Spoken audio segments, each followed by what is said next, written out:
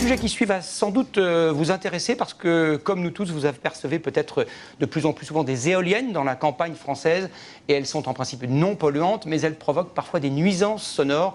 Certains riverains peuvent en témoigner. Axel Cariou et Marie Lemel ont enquêté en Basse-Normandie. Un son lancinant.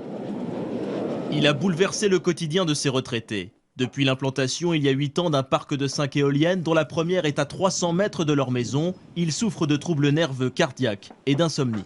C'est comme si vous aviez un moulin dans le cerveau, vous ne pouvez pas dormir et puis ça vous énerve. Je n'avais pas d'acouphènes avant, je ne savais pas ce que c'était. Les vertiges, je n'en avais pas. Alors les vertiges, je suis embarquée, on a l'impression qu'elles vous happent, qu'elles vous attirent. Selon plusieurs associations anti-éoliennes, ce genre de cas se compterait par centaines en France. Pourtant, en 2008, un rapport de l'Agence de sécurité de l'environnement se voulait rassurant. Il n'y a pas de conséquences sanitaires directes tant au niveau de l'appareil auditif que des effets liés aux basses fréquences et aux infrasons.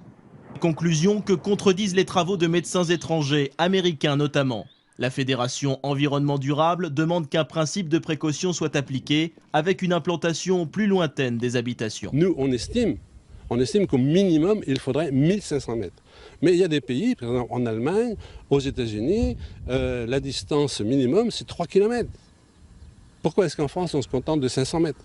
Le ministère de l'écologie envisage de lancer une étude épidémiologique. La France compte aujourd'hui plus de 4000 éoliennes.